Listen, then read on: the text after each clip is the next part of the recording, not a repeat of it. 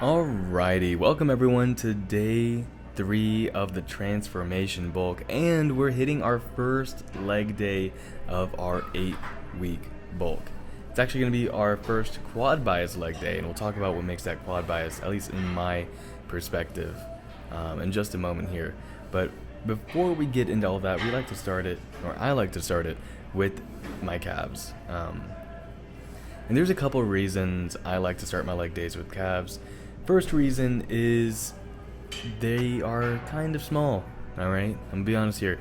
Calves, they're a difficult muscle to grow. They respond to stimulus very slowly, at least in my experience, compared to the rest of my legs, and they're also the most visible muscle of the lower body. If you're wearing shorts, you might not have all your quads showing, but you most likely, and you probably do, unless they're those like really long board shorts, I don't know, you probably have a lot of your calf showing. So I like to start that and train my calves heavy like I would train any other part of my body, like my quads, hamstrings, chest, or back. So that's why we're starting that's why we're starting with the calves first, and the other reason is it actually helps me warm my body up for the heavier exercises that are to come later in today's workout. Kicking it off with calves helps me warm up my ankles so I can get deeper, a bit more comfortably in my squat, and it helps me engage my core and stabilizers of my back, even though I am in the Smith machine, which has taken a lot of those stabilizing requirements off.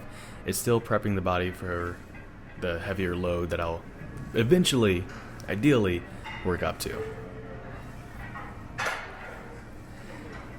Another thing that I'm doing here is when I'm setting up this exercise, I have a bumper plate that my feet are starting on. That way I can get a full stretch of my calf. So my starting position, my foot is already at an angle compared to if I'm just walking around, and from there I get a deep stretch in the calf. I drive all the way up and try to control it on the way back down. After I finish up my calves, the next thing that I've started implementing into my leg days, especially on days I'm squatting, are some leg curls. Now with these leg curls, I'm not going super heavy, I'm not going to failure. What I am doing though is having a nice controlled movement where I'm priming the body, priming my knee in particular, to be able to handle the load that, again, I will eventually be putting on as I go into my first, second, and third sets of my squat. So if you're someone in particular that experiences some knee discomfort as you are squatting, making sure you warm up those knees prior to any heavy squatting movement, probably going to be in your best interest. Even with those two warm-up exercises, and I put that in quotation because I'm still working during those exercises, it's just I'm not yet in my main event. I still have a couple warm-up sets as I get into my squat. First one's 135, higher rep count, so I think I do 6 or 8 here. Can't really remember. And as I'm working with this warm-up set, I'm focusing on going a little bit lower than my desired range of motion for my working sets.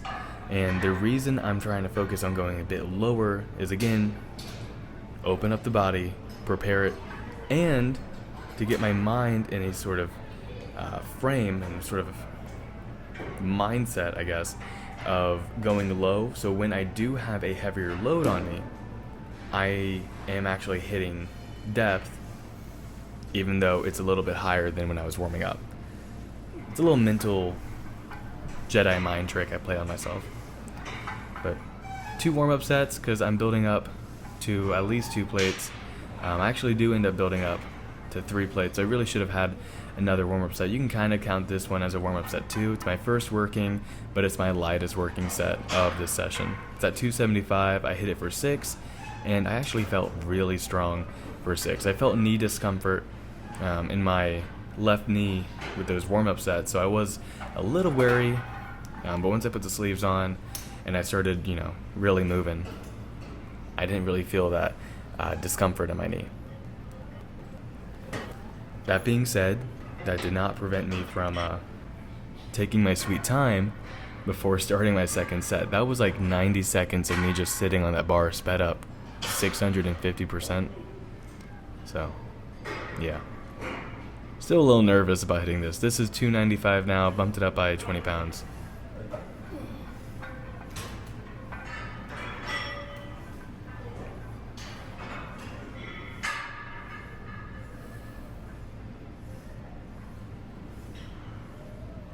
Yeah, looking at it now, I have nice control on my way down. That one a little less so. But I'm not dropping all the way down. I could honestly have a little bit more control, and I could pause a little bit more at the bottom before driving up, but it's not something I'd be entirely worried about. And in terms of depth, I'm bringing my hips right below my knee. That way the top of my thigh is just about parallel to the floor. So about 90-degree bend. That's kind of what I'm looking for. Anything lower than that, I don't know. I've seen studies where it shows some increased growth, but I've seen plenty of studies that say the amount of growth from taking your squat below 90 degrees doesn't really warrant the risk of injury you get from training that low. Now, this is for, overall muscle growth, talking about hypertrophy. There is arguments if you want to say, for athleticism and building that range of motion. That's a different thing. That's something that I don't particularly focus on, because my main focus is on hypertrophy. So for the sake of hypertrophy, excessively below 90 degrees probably isn't going to give you those extra gains. Anyway, speaking of extra gains, we are 315 now. This is my top set. The last time I did 315, I did it for 3, and I think I failed on the 4th, or I failed on the 3rd. This time, though, I hit it for all 4, each rep at that 90-degree mark.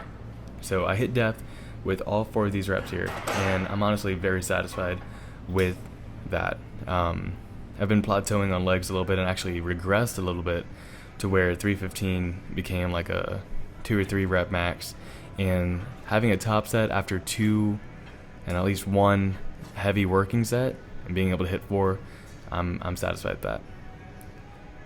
Alright, we're not finishing up, because I still got a couple more, but following that up is what I meant to say, with single leg presses. Now, I wanted to use a conventional leg press, your standard one with all the plates and whatnot, but that was taken. I'm pretty sure. I'm recording this voiceover like 5 days after this footage, but if I'm using this, it means the machine was taken. But honestly, I'm not that mad. I remember this exercise in particular being a pretty good one. Now, if I did both legs, I don't think there'd be enough weight.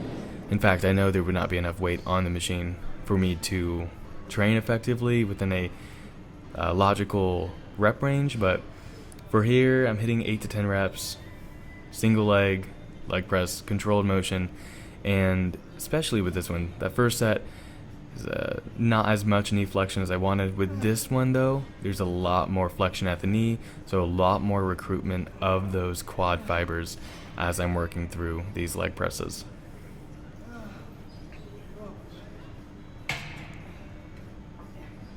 A little difficult to get out of the machine, though.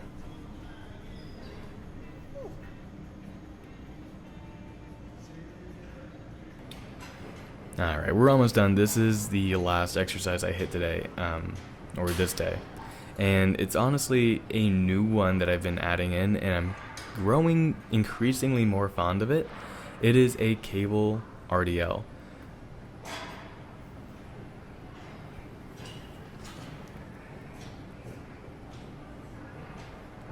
So if your gym doesn't have a machine like this, dumbbell RDLs work perfectly fine. That's me realizing I didn't set the weight all the way at the bottom. But I increased the degree here just a bit by adding a bumper plate on top of the platform. That way my starting position for my arms is a bit lower, and I can get a tad bit deeper, stretching the hamstring while keeping that load. And right here I'm focusing on just pushing with my hips. So at the top of my position here, I am a straight line. All my joints are stacked over top of each other, shoulders going over my hips, hips over my knees, knees over my ankles. I am a straight line. And as I go through the range, I'm pushing my hips back and I'm focusing on just feeling the tension in my hamstrings. And when I no longer feel the tension in my hamstrings, I'm returning back to that starting position. Could I go lower?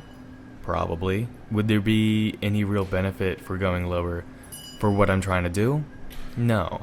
I'm solely focusing on targeting the hamstrings in this movement. So any extra movement beyond the point of activation for my hamstrings is that. It's just extra movement and would add to the amount of recovery that I'd have to do.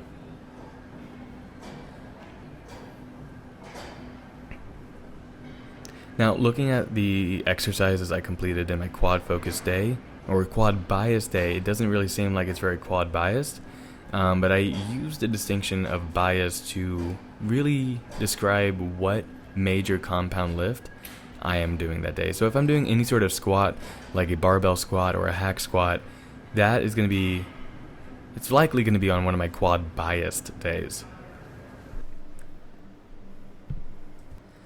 And I'm just throwing this clip in here so I can continue talking what I was talking about.